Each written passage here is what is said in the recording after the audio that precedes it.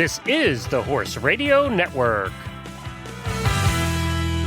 This is episode 373 of the Dressage Radio Show on the Horse Radio Network, brought to you by Total Saddle Fit, Kentucky Performance Products, EcoVet, and Hindsight Vision. Tonight we've got Hilary Moore-Hebert on for the monthly Dressage Today, and Judge Joan Darnell joins us again to go through Intermediare 2 with us on Through the Judge's Perspective series.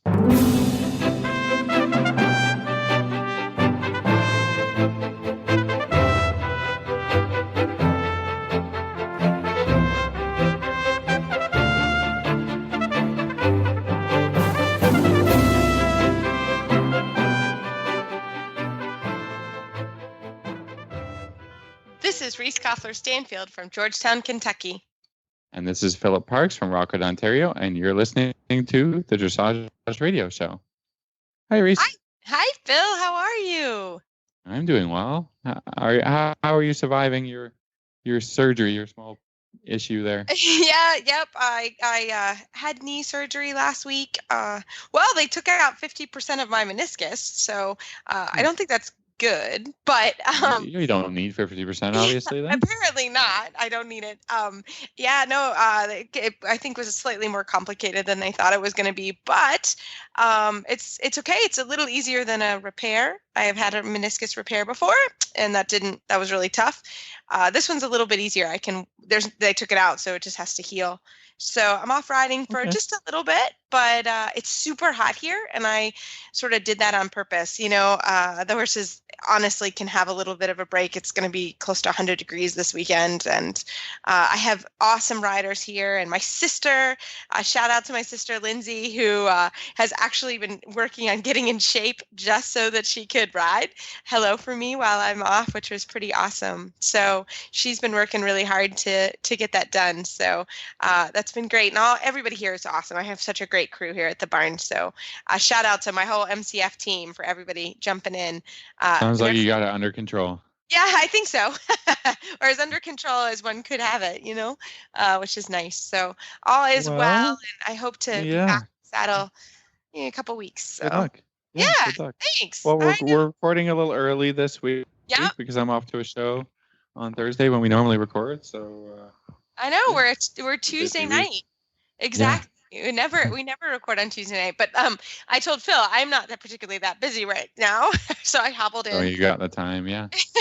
So it worked out great. So yeah, so I hope everyone has great shows this weekend, and whatever you're doing, stay cool. Sounds like it's going to be really hot. So Phil, we can't wait to hear a good report from the show for sure. I know this is a big one for you guys, so I'm looking forward to hearing how it goes. Yeah, I got my the main horse I've been working on. He's 6 years old. He went to the first show of the season and pretty much won everything at first level. So we've actually decided that he should be showing.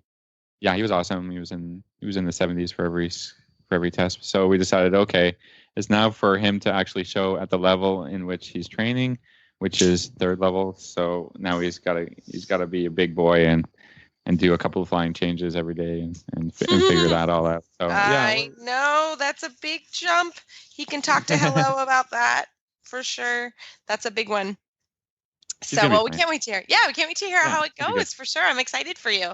So that'll be really fun. Well, cool. Well, right after this commercial break from Kentucky Performance Products, we're going to come back. We've got lots of news to cover. This Nutrition Minute is brought to you by Kentucky Performance Products, the company that simplifies your search for research-proven nutritional supplements at kppusa.com.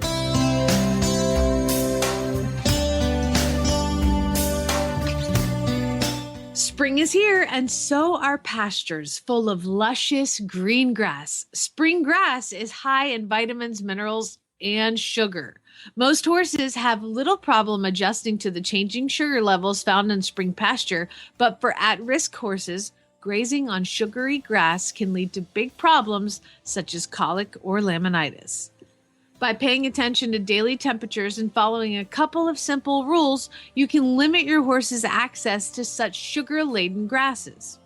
In the spring and fall of the year, limit grazing or stop it completely when daytime temperatures are warm and nighttime temperatures are below 40 degrees Fahrenheit. Under these conditions, the grass produces sugar during the day and it stores it in its leaves. At night, the plant transfers the stored up sugars to the roots and stems to fuel the growth. If the evening temperatures are cold, the grass will not make that transfer and all of the sugar will remain in the leaves where it is readily available to your horse. In the summer, when days are sunny and nights are warm, it is safe to allow grazing in the early morning hours, but it should be restricted late in the afternoon or evening. This is because most of the sugar that was produced the previous day has been used for growth overnight. Therefore, the level of sugar in the leaves is low in the morning. But as the day progresses, the grass once again accumulates sugar in its leaves in preparation for nighttime growth. So later in the day, the more sugar-packed leaves become. Because grass is a great source of essential vitamin E, horses that are restricted from grazing, especially easy keepers and horses in hard work, may develop vitamin E deficiencies. Lack of vitamin E can result in sore, stiff muscles and neurological problems. Elevate Maintenance Powder from Kentucky Performance Products is an affordable way to provide your horse with the vitamin E missing from his diet. Each scoop provides 1,000 international units of natural vitamin E, and natural vitamin E is absorbed and retained in the tissues at a much greater rate than the synthetic vitamin E found in many feeds and supplements. Best of all, when you choose a Kentucky Performance Product supplement, you get a 100% satisfaction guarantee. This Nutritional Minute has been brought to you by Kentucky Performance Products. You can find all of their terrific products at kppusa.com.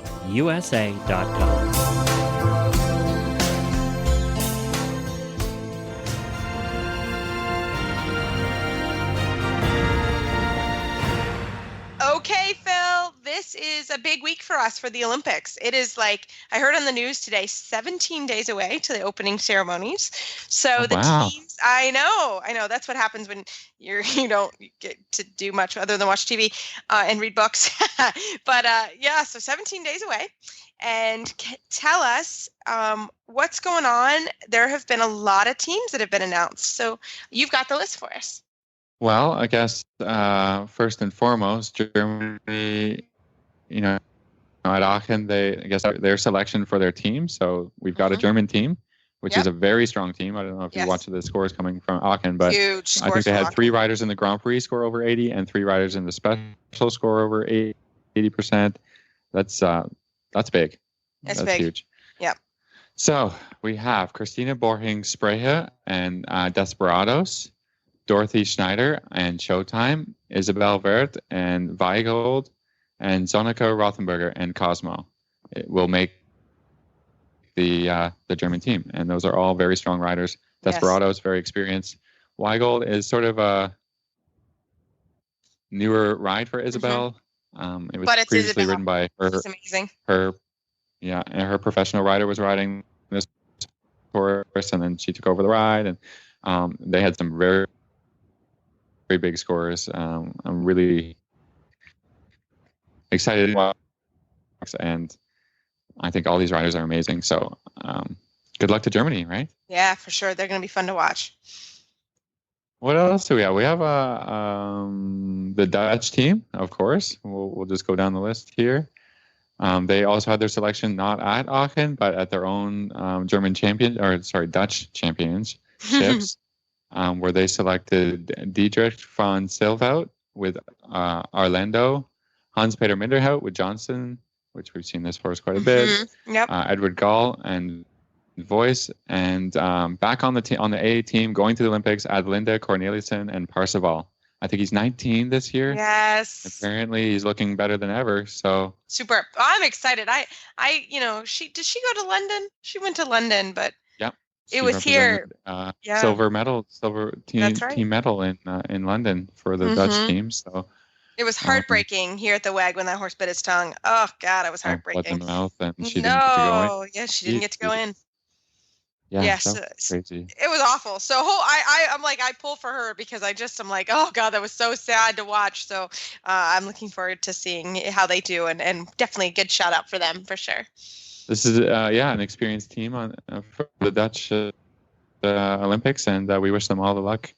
Going forward and traveling and being in Rio in a couple of weeks, I guess. I know, yeah. So we'll keep this up and we'll keep our Olympic coverage going. But Phil, there's been some big news out of Canada about the World Equestrian Games. Well, what have you as heard? far as I understand it, that the Canadian government has not pledged any support for the WEG, in which that was part of the reason that the FEI selected Canada, because they understand government funds for this event, and I don't think that there is going to be. So I think they projected something like a $62 million deficit to be made up, I don't know how, by private sponsorship or somehow. So it looks very doubtful that in 2018 equestrian games will be held in Canada. They're struggling to find a second venue that would host this. It's very sad. Yeah. It's very sad. Like mismanagement and disorganization on the part of our organizing committee here. Yeah. Yeah, and there's a big issue here in Kentucky. Kentucky could host it again, but there's a sponsorship issue between Rolex and Longines, and there's some issues with that. Yeah, that seems to be the case in Kentucky and in Florida and at Aachen. Rolex is a sponsor of all of those big showgrounds, and the WEG sponsor is Longines. So yeah, I don't know. I don't understand it completely, but I really hope that somehow there will be a 2018 World Equestrian Games. Me too. And I'm glad we're not in those talks right now. Yeah, we'll leave those to. Good luck to those guys for sure. And I agree with you. I really hope that they figure that out. So, yeah. Well, we'll keep you up to date for sure. Phil's got the inside loop on the Canadian side, and I've got the inside loop at the Kentucky Horse Park side. So between the two of us, you've got us in good locations. But well, right after this commercial break from EcoVet, we're going to come back with Hilary Moore-Hebert, contributing editor from Dressage Today, for her monthly segment.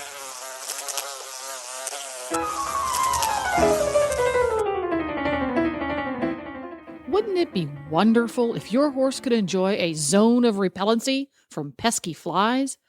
Well, he can with EcoVet. EcoVet is an entirely new type of fly repellent that is safe for horses and those applying it, offering a real alternative to toxic pesticides like pyrethrins. EcoVet confuses an insect's normal directional ability, the bug's GPS, if you will. So if it can't locate your horse, it can't bite your horse. Dr. Wendy Ying from the Driving Radio Show has been using it in South Florida, also known as the Jurassic Park of biting insects, and she just loves it. EcoVet's active ingredients are naturally occurring food-grade fatty acids that have been clinically shown to improve the condition of horses with difficult-to-treat sweet itch problems. EcoVet is effective on mosquitoes, ticks, no-see-ums, as well as flies. You can visit EcoVet online at eco-vet.com for more information or to order. You can find EcoVet at Dover Saddlery Stores and EcoVet's on Facebook. Just search EcoVet, ECOVET.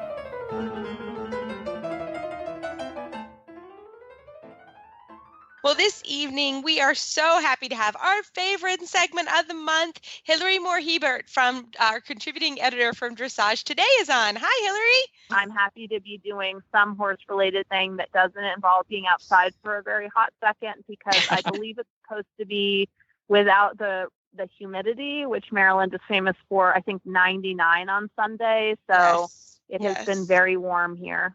And you know what? If everybody remember, Karen Isberg from Kentucky Performance Products did a great heat segment. Phil, did that run? It ran a couple weeks ago, and it is. Yeah, we actually did a couple of hot weather segments, recently, because we heard it was going to be a very warm summer for most of the continent. So we have some awesome ones that we did. That was probably 3 weeks ago now, Reese. About 3 weeks ago. Yeah, that's right, 3 weeks. And the interesting thing, just for everybody to kind of take note, is Karen said that if the temperature and the humidity, the amount of humidity, if you add those up and they're over 180, you have to be very careful and really should be very careful with riding. So I think we're getting to get close for sure in Maryland and Kentucky. We're going to be pretty darn close, if not get over that level. we probably got close to it today. It was very hot. So everybody be careful if you're showing and riding this weekend for sure. So that's my one PSA of the day. Good tip. Yeah, good tip. That's my tip before you even get started. All right, Hilary, what do you got for us this month in the Dressage Today, or from Dressage Today? So I wanted to talk about the aids, and then I'm going to go back to something I talked about, one or two times ago. But I wanted to talk about the aids because there's some really good articles in the August issue. The first one is from Chris Hickey. He was on the Pan American team for USA and was riding at Hilltop for a while. So I'm sure many of your listeners recognize who he is.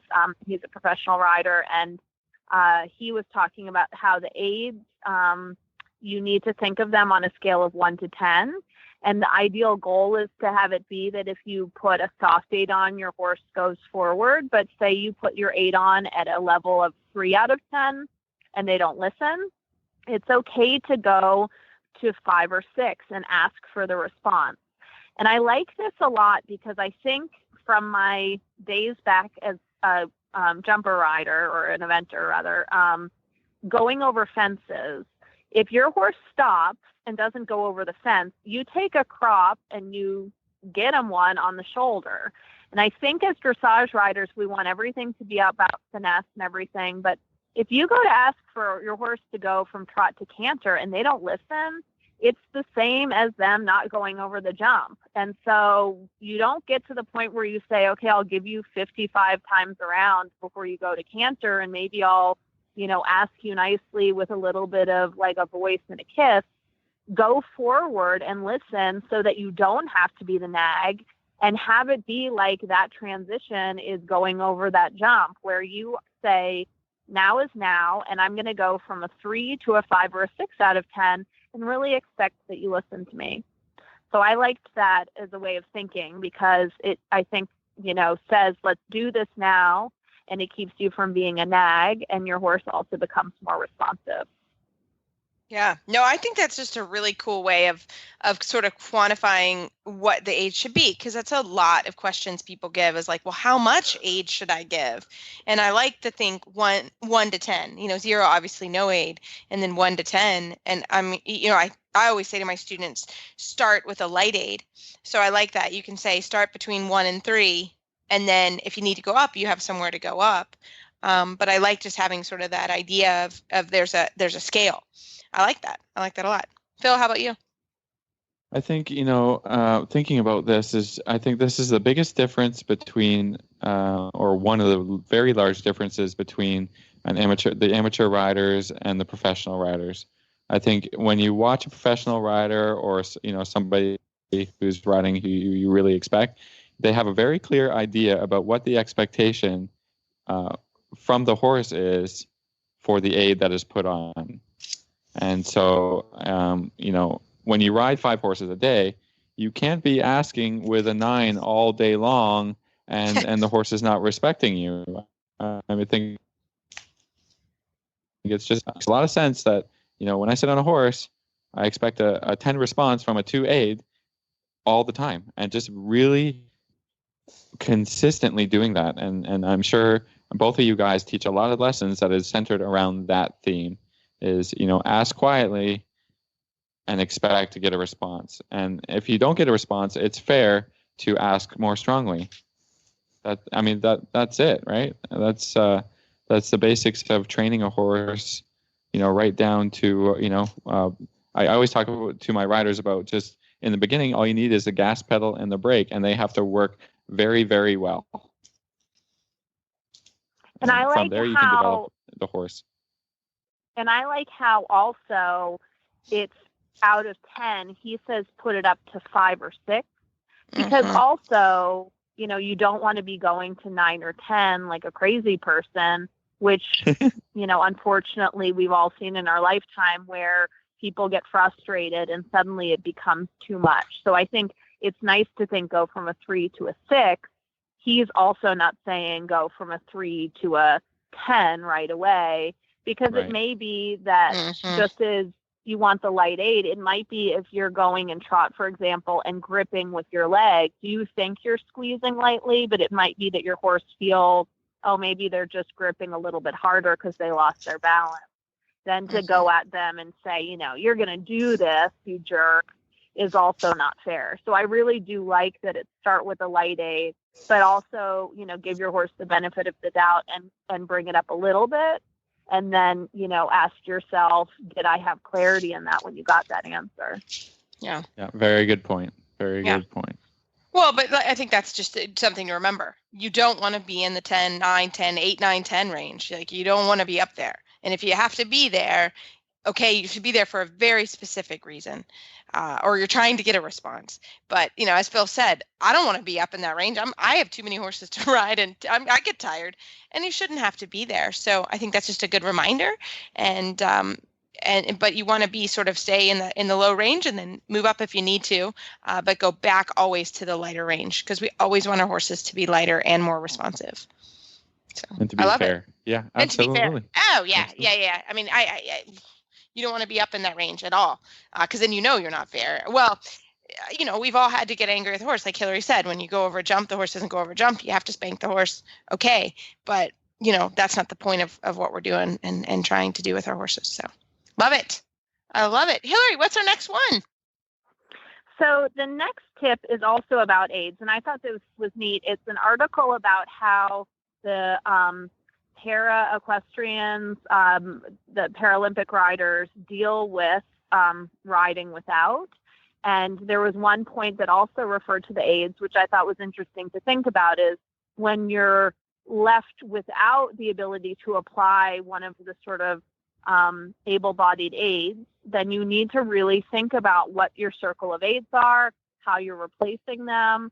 And I thought that was an interesting thing, both for para and able-bodied riders, where you think, for example, someone who doesn't have use of their legs has to use their seat and their voice and their whips, if they have one on either side, to ask for the horse to execute certain things that might be from the leg aid a little bit more. And I thought it was interesting because the first thing that one would assume is, maybe it's just that you use the whip to replace the leg aid. But also you start to think, wow, I think as I get better at doing things, sometimes I can almost have my aids, like what we talked about before on the scale of 1 to 10, how close to 0 can you get for certain aids? Like, for example, if you go to do a half halt, do you ride from the rein versus, feeling it in your core muscles, rebalancing from your body? And could you get away from that rein aid as you get better at the other aids? Could you get to the point where in leg yield, you're riding more from the shifting of your weight versus having to kind of kick the horse along from the, that leg and pushing them away? So I think it's interesting to consider, because you think, oh, you just get to replace, certain things with artificial aids. But I think that, Christoph Hess and some others in past articles have talked about this, where people who are not able to use certain aids become very refined, much more than some of the able-bodied riders at using things like their weight and their back and, things that I think other people take for granted because it's not as urgent. No, and that makes sense. And honestly, as we all know, you can train a horse with any aid. I mean, the purpose of dressage is that we all have a uniform, if you want to say that, set of aids. But, if I get on Hilary or Phil's horse and want the horse to leg yield, it should be a similar aid. But you can teach a horse to leg yield with any aid you want, really. So I think that that's sort of a good reminder, is horses are trainable, and that's what we're doing when we train them. So, if you need to, or, in the para sense, and you listen to para riders, it's amazing what they're able to do with their bodies without having, when Pam was here and she doesn't have use of her left arm, like, it was unbelievable what she was able to do. So I think that that's just a great reminder that we as riders and trainers are always training our horses. And whatever aid it is, if you're consistent about it, you can get the horse to respond to that specific aid. Yeah, I like to think about this. I was, about training young horses, and I think, how many have we done this year? Just a couple this year. But I mean, essentially what we're doing with these young guys is, teaching the horse to respond to voice aids on the lunge line.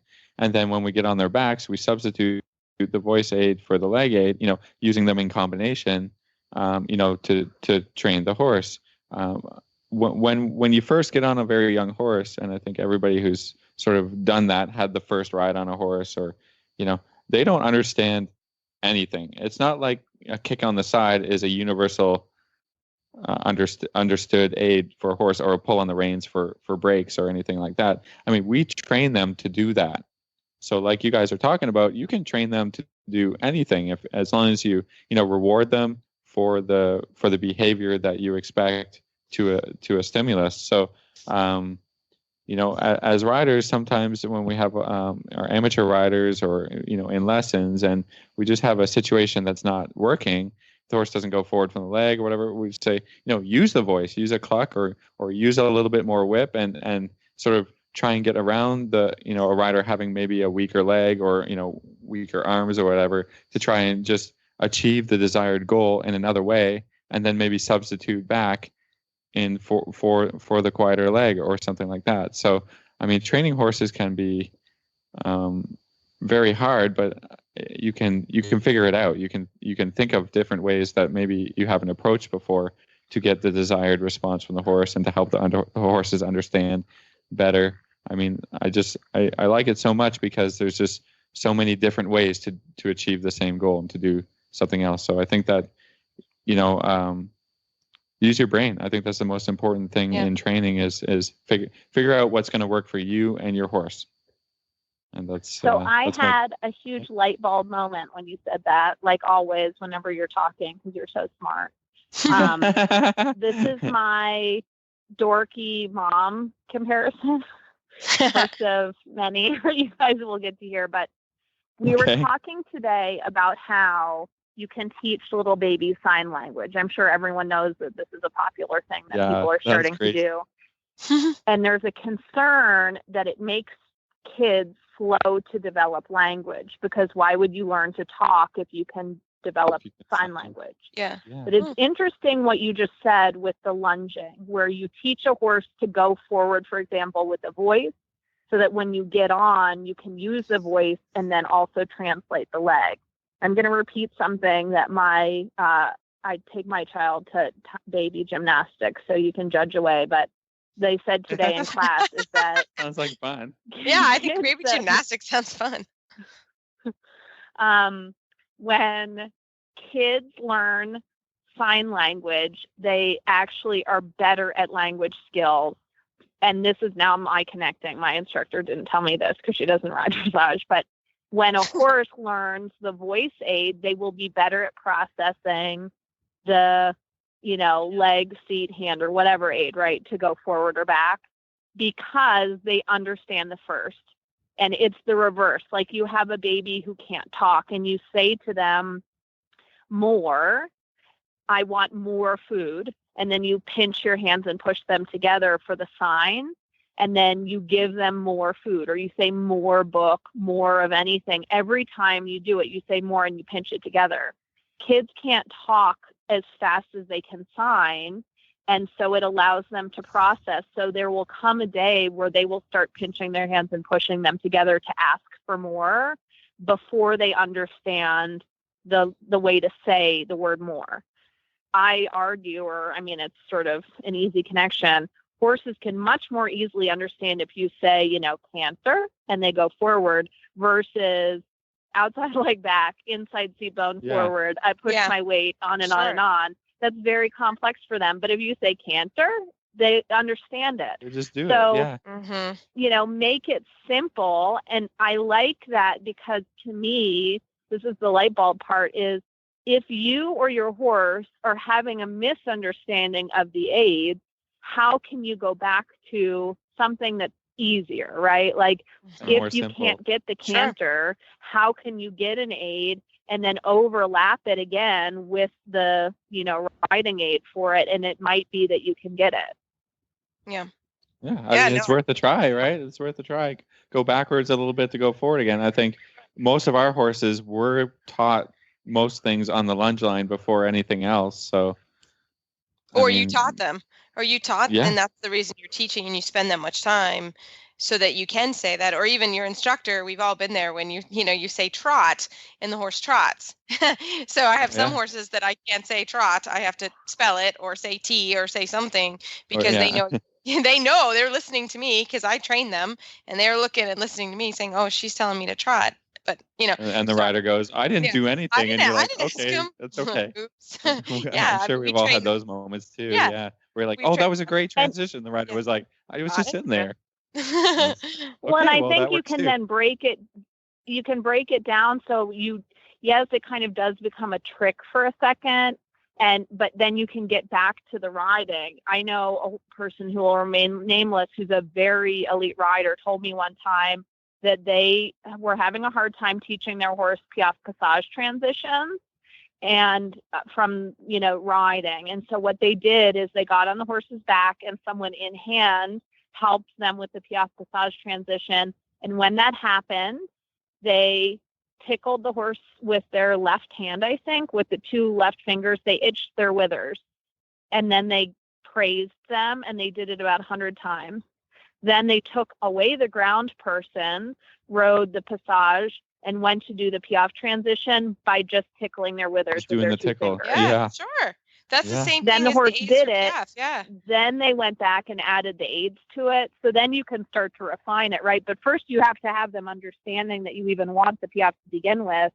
But I thought that was an interesting thing because even, Olympic riders have sort of their, I can't canter, I have to ask canter. It just Yeah. is more Mhm. advanced Yeah. than that.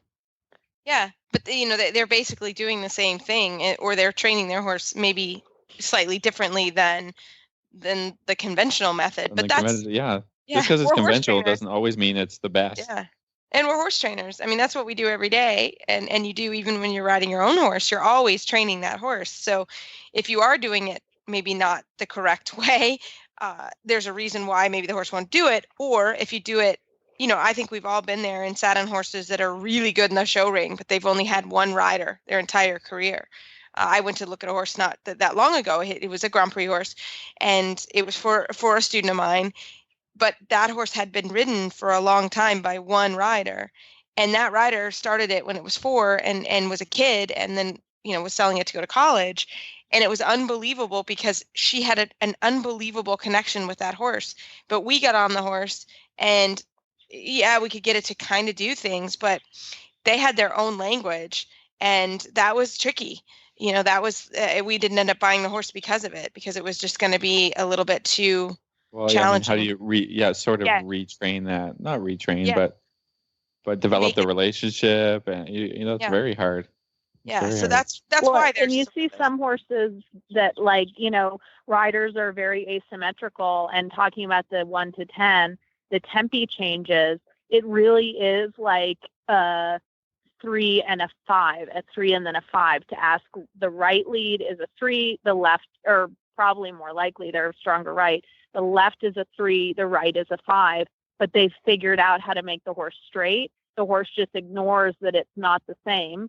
So then someone gets on who's used to doing on horses a 3 and a 3 and a 3 and a 3, and you suddenly start to notice the horse drifts a bit, or is a little bit sluggish on that Yeah, or side. short- because short it's on had one someone side. who's riding Yeah. a 3 and a 5.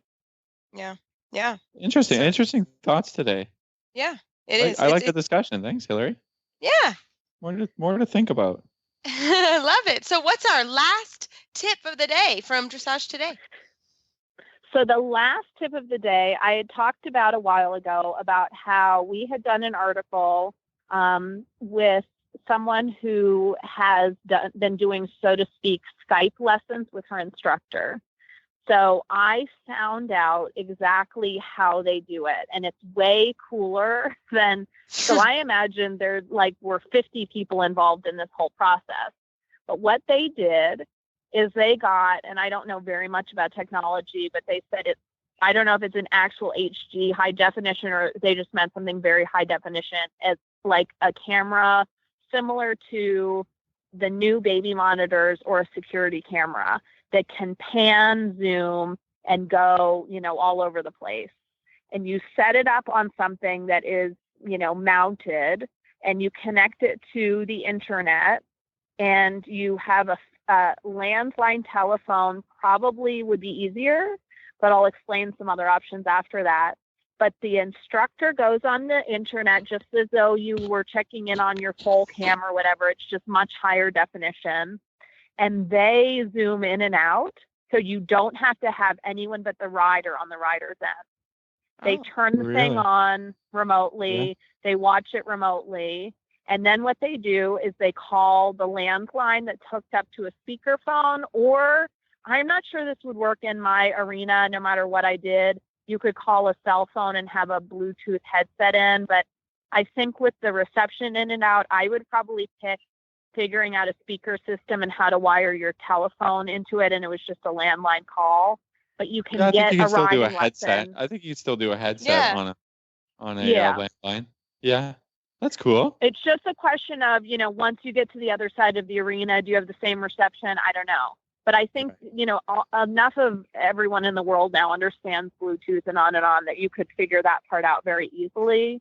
But it's, to me, fascinating because you are essentially having everything now with the instructor coming over your headset or speakers as though they are in the room and they're zooming in remotely. They just could be in, for the example of the person I talked to, her instructor is in Europe.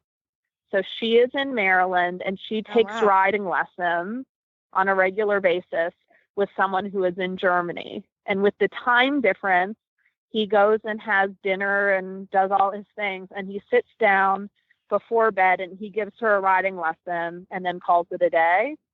That's awesome. Meanwhile, she can be sort of in a place that is a little bit wanting for, high performance coaches, and she's able to take instruction. The one tip she had for anyone who's interested, and if people wanted to message me, I'd be happy to send them more information if they had questions, because we're going to start setting this up at my place. The one thing she mentioned is riding with white polo wraps, a white saddle pad, and something that's, a contrasting shirt and helmet is very helpful when you're watching it. The same as if you're watching like a sale video, you just can see things more easily. That's interesting. Yeah, that's cool. Wow. Yeah. The other thing too now, and Reese, you're going to be very excited about this, because I thought, wow, I can have then, all these instructions from all these people, and I don't have to have it be that I have put together a clinic and on and on and on. I just have to trick them into signing on to my, online I love security camera. But my students said to me, and it's like light dawns over Marblehead, they said, oh, is that so when you go to Florida, instead of flying home, you can just check in and teach us there? And I was like, light bulb. Oh my gosh, light bulb. Why didn't I think about that? And I just thought you could get to the point, and I think this is something where this, as it gets more common, is going to change the sport dramatically if it becomes common, but it will make it so that you don't have to be physically there to teach a lot of the time. Wow. That's awesome. I could be in my PJs like I am now. Just kidding. And sitting in air conditioning, even better. Really? No, I like to follow the horses around. I like to walk around. But if you wanted, if you were to show perspectives, Yeah, I mean, I think you were to show though, and someone says, I can't get this and this, and I'm panicking, and you're panicking because you want to help them, but you're going to be gone for 3 days. I like the idea of, instead of feeling helpless, that I could at least say, hold on, you're in the ring. Let me turn on my little stalker camera and let me see what you look like, because I want to see what the problem is.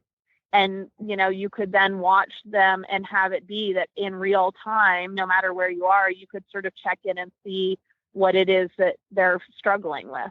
Yeah, or like you said, when we're in Florida for 3 months, that's great. And there's always, January is pretty quiet, February is pretty quiet, but March people are, starting to ride here, getting ready for. There's a couple little competitions here, and so that's a great idea. I didn't even think about it.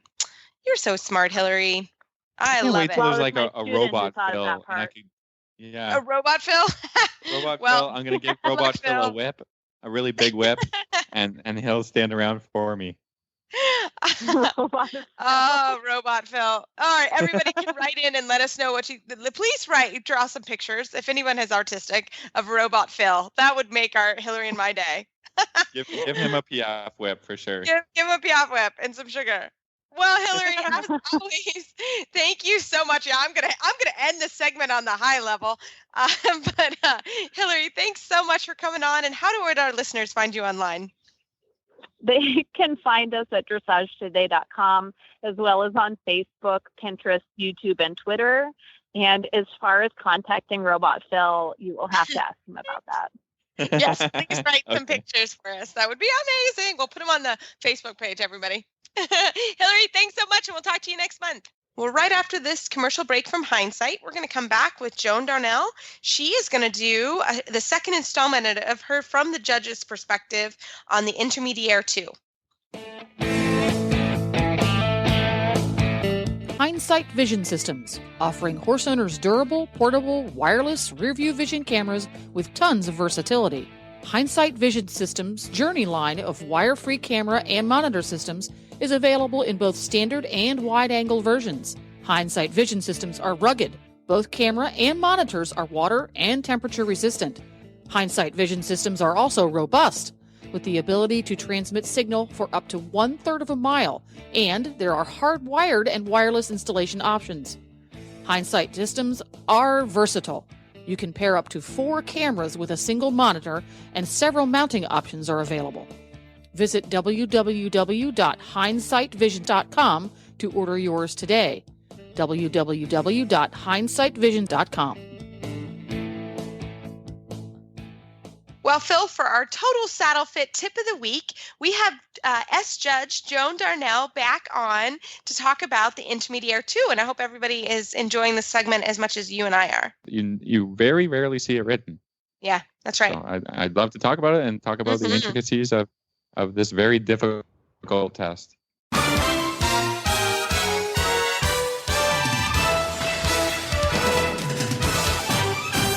This week's dressage training tip is brought to you by Total Saddle Fit, home of the shoulder relief girth at TotalSaddleFit.com.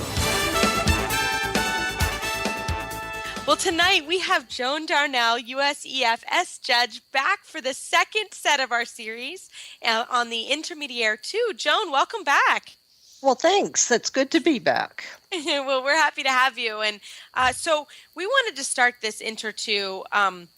There are some other tests, and we wanted you to kind of explain what the Intermediare A and B are versus the Intermediare 2, because it's kind of confusing. It is a little bit, I think. The intermediate A and B were tests. They were designed to be sort of a stepping stone from the I-1 to the I-2, which prepares you for the Grand Prix. The tests, I think, are really well laid out. They're logical. They make sense when you ride them. When they first came out, I saw a lot of riders riding, especially the IB, but now not so much anymore. Here and there, but it doesn't seem to be as popular as they were when they first came out. Got it. So they're still available. They're still there. Yes. Got it. Yeah. Got it. But we just decided tonight we'd start talking about the Intermediare 2. So Okay. let's get going on that. Okay. So this test is to prepare the horses for Grand Prix. They have to do Piaffe Passage. They are allowed to move 1 meter forward in the Piaffe. The number of steps is a little less than is required at Grand Prix. It's a little bit judged a little bit more leniently, I suppose, than, you want to see quality, but the horses, as they're doing the I-2, maybe not aren't as strong yet. They're still developing, and so you can be a little more forgiving at the I2 than you would be for a Grand Prix. Yeah, and it's the first time you'll see, you'll essentially see Yes. it, and so Right. it seems like the judges are a little bit more lenient if you make a few mistakes or you move a little That's bit right. forward. Right. So you come in at the canter and you do your extended trot, which is what we've Yep. been doing at the levels before. But this is the first time you see a trot zigzag. Is that right? That's right. So it's sort of like the I1 in the canter half passes. But this now is in the trot. So the same kind of thing applies that we talked about last time with the canter half passes zigzag, is that as you turn onto the center line, prepare the bend, let the shoulders start, half pass 5 meters to the right. Is that right? Yes. Yeah. And then change the bend, keep the balance, half pass back to the left, and then same thing, change the balance or the bend and the balance and keep it coming back to the right. Excellent. And then you'll track right at the very end. So it's still, this one doesn't have a count of the number of strides. It's the distance to the quarter line, to the next quarter line, and then back to the center line.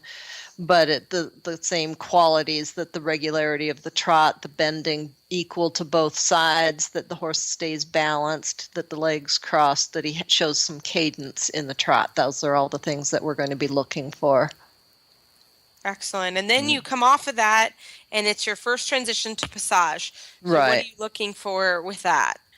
So the transition is between R and B. So that's 12 meters. Ideally, you would like to see a really clear transition, that the horse goes from trot, immediately lifts and carries himself with his joints bending into a clear passage. Not always so much do you see that in actuality, but ideally that's what we would like to see, that it immediately lifts and carries up into the new passage where the cadence is really developed now. What are some of the most common mistakes that you sort of see when people are trying to passage, but they're just not getting there? And that the rider passages more than the horse does. Yeah. They're working way too hard. The horse isn't really off the leg enough at that point, and so they don't bend their joints. It's kind of flat, a little shuffly sometimes. And you really want to see all the joints bending, and the legs, the front foot should come to the middle of the cannon bone on the other front leg, and the hind legs should lift a little bit higher than the fetlocks, just so that you can see that it's different than trot. It is passage. And that's a lot of times when you're seeing the I2, it tends to be just kind of a slower trot. They haven't developed maybe the strength to lift as much as we would really like to see. That makes sense, for sure. And so now then you kind of make a turn, you're on the diagonal line, right? And then crossing the center line is the first time that you're going to piaffe 8 to 10 steps. Right. And so you want to see the horse kind of get into place. They are allowed to move 1 meter forward, but 1 meter really isn't all that much room. And you want to see the horse keep the activity, take the weight, keep the elasticity in the back, that the steps, and then that they have 8 to 10 steps. Here we are counting that they do have to do that number of steps. And a lot of times they'll get into a piaffe, but maybe they get out too quick, that the horse can't maintain the balance and the activity, so the rider chooses to get out before they really get the correct number of steps, or they get in it and they can't get out of it, and they piaffe and piaffe and piaffe, and it's like, no, go now. Go. Yeah. So then you have a transition in and out of the piaffe. Yep. And then another one from the piaffe to the passage. Yeah, so and that comes after the piaffe score. So you want to see that they maintain the rhythm, that it stays in clear 2 beat, that they have balance in and out, that it truly is passage, and then into piaffe, and then back out into passage without any trot steps in the middle somewhere. Yeah, which it sounds so easy. And Yeah. it's quite complicated But at that point. it gets really complicated, and the horses have to have developed the strength and the confidence too to do this, that they have to, be confident in themselves, that they don't get worried and just get really quick and kind of frantic in it, that they keep the regularity and the balance, that they can maintain all that in and out of the transitions. Makes total sense for sure. So then you go back to Piaffe, 8 to 10 Yep. steps at A, and then Yep. you have another set of passage A, Right. F to P. Right. And so kind of the same step, Same right? things, right, exactly. And then you go to, so you have a lot of positive tension, and then you go Right. P to S, Okay, extended yep. walk. Say, okay, now relax and put your head down and relax your Yes. back and march and don't worry, just walk. And so that's not always so easy either. But a lot of times the horses will go, thank you, and just go and do a really nice walk. So it's really, I think that's a kind of a cool exercise, that if the horse is confident in his work, that you can allow them to have the longer rein and ask for the extension, and they stay relaxed and give it to you there. Yeah, I think this movement speaks to a lot of the the submissiveness and the suppleness That's of right. the horse, because I think in that whole Piaffe passage section, you're building a lot of tension, and then a lot of times you're seeing submission go out the window, Right. suppleness go out the window for sort of Right. an exchange for power and some, Right. a little And bit that of is a negative lot of tension Piaffe stuff. and passage. It is a started long to clear up. section there. Yeah, To it do is. to do Piaffe twice and passage Yeah. through the middle of it. Yep. It Yeah, is a easily- demanding test, but yeah. Yeah, easily that this can be a very messy movement. Yes. PS extended walk. Right. And Or it's a very double lateral score. because of all that Of tension. course it and- is. Both the extended and the collected walk in the Right. IT are a double. So that's something to practice for sure. That's for sure. Definitely.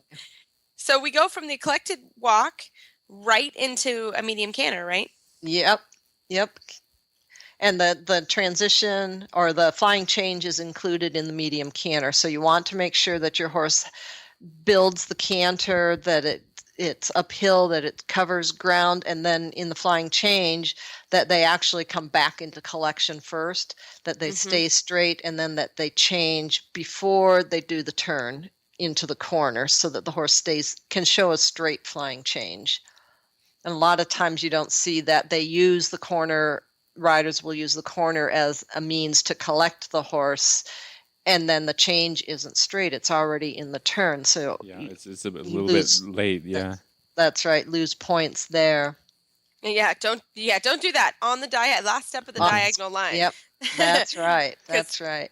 The judges will see that. Yeah, That's a they're not bummer. dumb, right? Yep. So then you go, this is actually rides, it's quite difficult. It P, is. Very X, difficult. Yeah. half pass left. Yep. if you That's have only any- 12 meters to go across the diagonal. That's really short. Yep. And so you have to keep the collection. A lot of times that's what you'll see is the horse loses the collection, and they kind of flatten and grab the ground sideways rather than carry and reach into the half pass.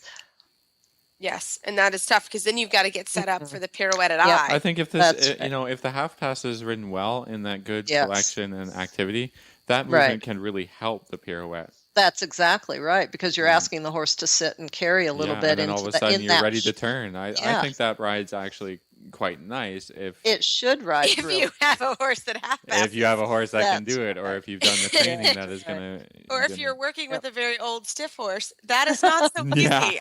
I'm just That's saying. right. True. If you have a little trouble with half pass in one direction and then you got to set up for a pirouette, that Right. can be Good luck. challenging. Yeah. Good luck. Say a little prayer. You want to make sure after that half pass that you ride that X to I straight, because that is part of the movement, that you have that short section that's straight, and then you do your pirouette, and it's the same thing, a little bit better, more quality, more balance maybe than an I1, that it's still the same number of strides, 6 to 8, but you're right up there in front of the judge now at I doing the pirouette, so we can see how big it is. We don't have to, Bummer. put our binoculars on for down at the long side or something, but it's right there in front of us, so we can see how well you balanced, and do you stay on the center line? Is it centered around the center line? That kind of thing. Mm-hmm. For sure. And then you go to an extended canter, kind of refresh your canter, and then you do it to the right. The same thing, V to X, down the center line. Again, you hope your horse half passes well. That's right. For that. And then same thing, pirouette to the right at I. Yep. Straight. Double So score then- again. double Not to forget score. about pirouettes, You know, double pirouettes. scored, so Yep. They're big money there's no points. hiding it right there No. at I. No, there is not. That's for sure. Yeah. And the judges are very good at seeing. Unfortunately. we do. Unfortunately. So then you go and now you have 7 twos again. Right. So that's similar to the Inter 1. That's right. Same kind of things that we're looking for: the quality, the balance, the ground cover, and that the strides, the changes are clean and show some quality before and after the changes. And then the Big Daddy comes Then again. the Big Daddy, 11 changes every stride. And you see a variety of things with that, but it's the same thing. It's way, way faster than you would even think it should be.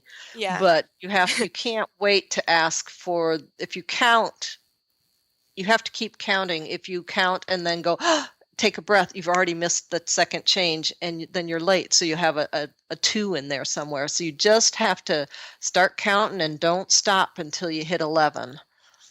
And hopefully go ahead. I was going to say the best advice I've ever had, and it was for my student that I was teaching. It was in Florida, and Pam Goodrich came in and said, "Move your legs as fast as you can." Yeah, just do everything twice faster than you can. Fast. Yeah, it's not. I mean, you would think ones our twos make sense. You can 1 and 2, but if you put an and in there in the ones, you've already got 2, and you're late, and you've messed it up.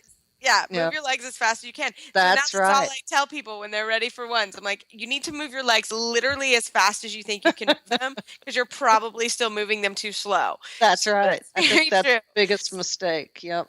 Move your legs as fast as you can. So that's my tip on the 1 times for learning them. I think that's a great tip. So I love it. So then you go again, you have this collected trot at C that comes back. We talked about that last week in the Inter 1. Please do that in the warm-up so that you get it. Practice. So please practice that, because that's expensive. And again, you see in the Inter 2, everything's expensive. And so it is. You don't want to miss points on a canter trot transition. It's hard enough to do the hard things well.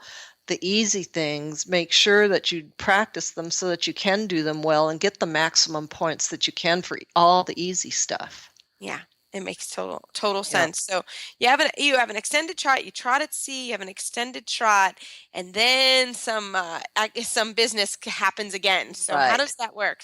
You make your extended trot, then what? So coming down the center line between D and L, so that's the first and second letter on the center line, transition back to passage, and then passage straight down towards the judge and halt at I. So here it's easier to see, does the horse swing his haunches? Does he stay straight? Does he keep an uphill balance? Is he lifting his front legs, or are they kind of just shuffling a little bit? So it's interesting, the difference that you see as the horse comes towards you than you would see as the horse is on the sideways or on the diagonals. And so it's the same kind of thing you want to see: lift, uphill, bending joints, staying on the bit, staying straight, which we're really going to be able to see now, and then just land into a soft, quiet, immobile halt at I. Yeah, no piaffing again. No piaffing down the center line this time. Yeah.